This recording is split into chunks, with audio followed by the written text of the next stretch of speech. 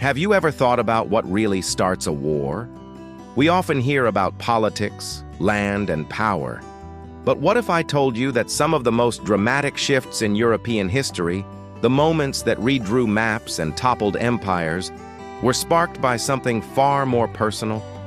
We're talking about love, passion, and jealousy. Today, we're diving into the incredible stories of love affairs that ignited conflicts and changed the world forever. Forget what you learned in stuffy history class. This is the juicy, dramatic, and unbelievably true history of when passion went to war. Let's start with a classic, maybe the most famous love story that ever launched 1,000 ships. Helen of Troy.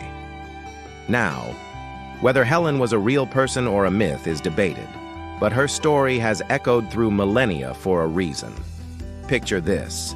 Helen, the most beautiful woman in the world, is married to Menelaus, the king of Sparta. Everything seems fine until a handsome Trojan prince named Paris shows up.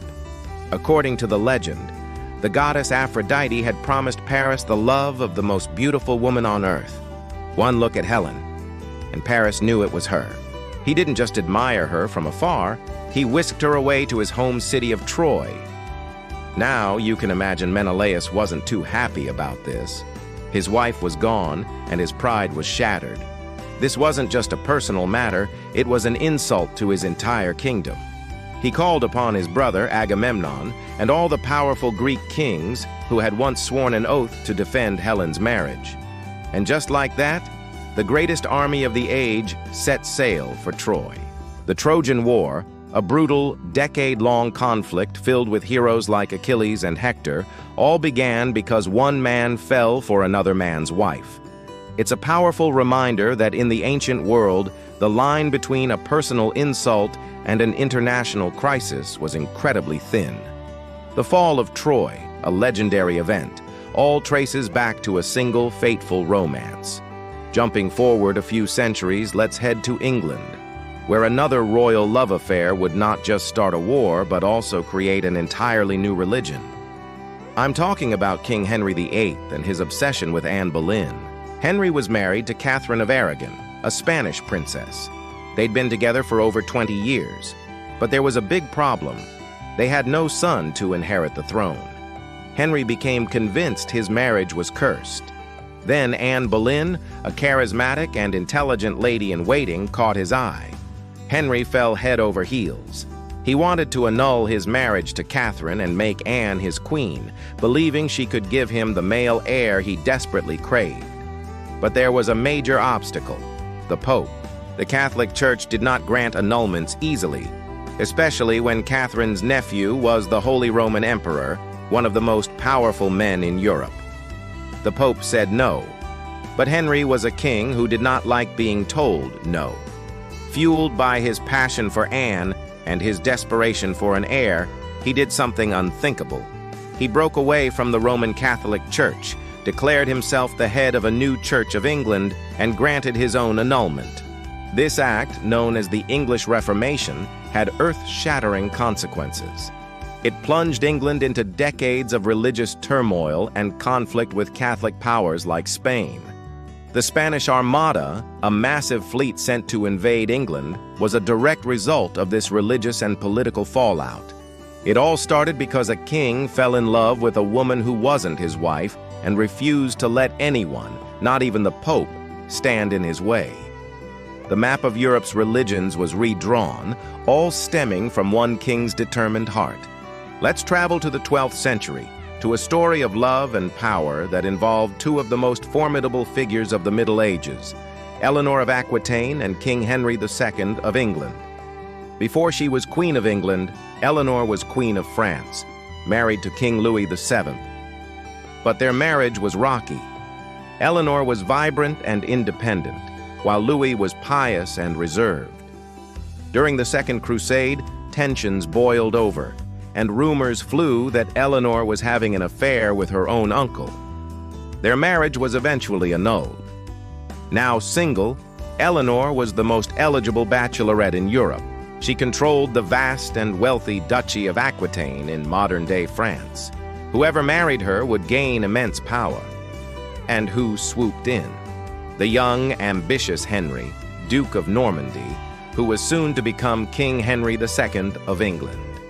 They married just 8 weeks after her first marriage ended. This union was a political bombshell. Suddenly, the King of England controlled more territory in France than the King of France did. This created an impossible situation. The English kings were now French vassals for their lands in Aquitaine, but they were also rival kings. This personal union of two powerful people set the stage for centuries of conflict between England and France. The famous 100 Years' War can trace its roots back to this very marriage.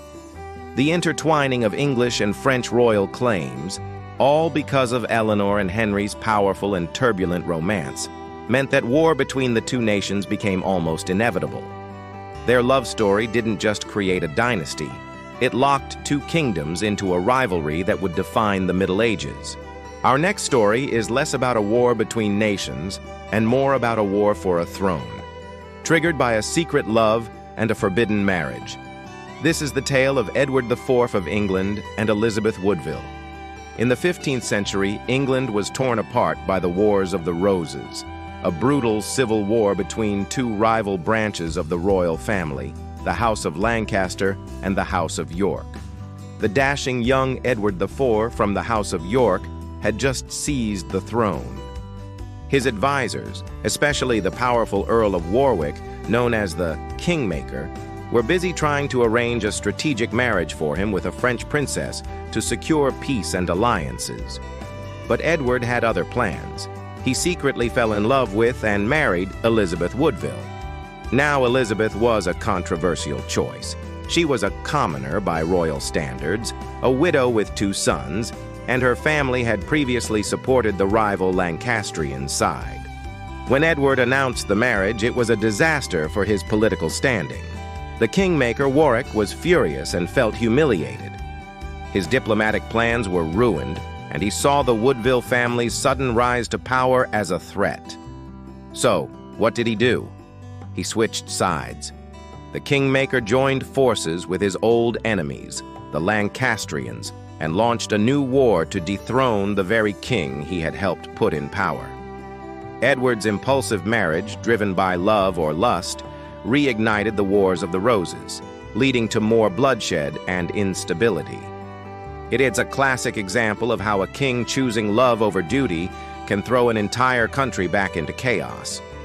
Finally, let us look at a case where a royal affair didn't just cause a war, but led to the downfall of an entire monarchy. Welcome to 18th century Denmark and the tragic story of Queen Caroline Matilda, her physician Johann Friedrich Struensee, and her mentally unstable husband, King Christian VII.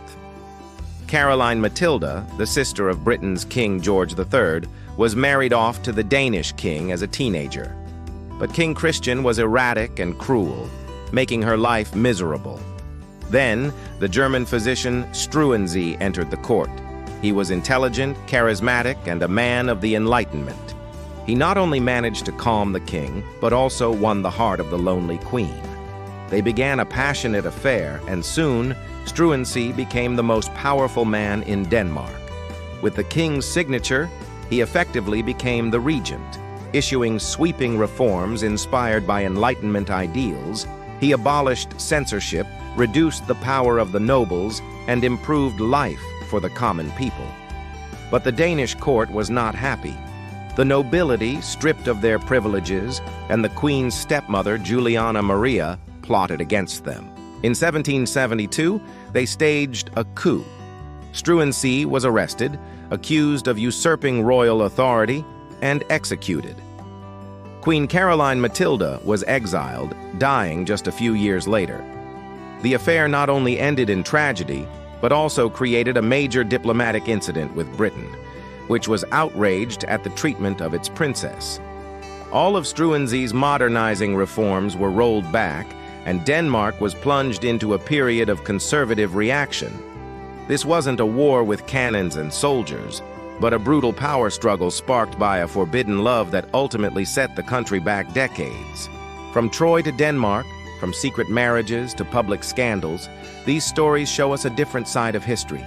They remind us that the people who wear crowns are still people, driven by the same powerful emotions as the rest of us: love, jealousy, and ambition. These love affairs weren't just footnotes in history. They were the catalysts that lit the fuse of conflict, redrew the borders of Europe, and changed the course of empires. History is not just a series of dates and battles. It's a collection of human stories, and sometimes the most epic stories are about love. Thank you so much for joining me on this journey through history's most dramatic romances. If you enjoyed this, please hit that like button, and don't forget to subscribe and ring the bell so you won't miss our next deep dive into the past. Let me know in the comments which of these stories you found most shocking. Until next time, stay curious.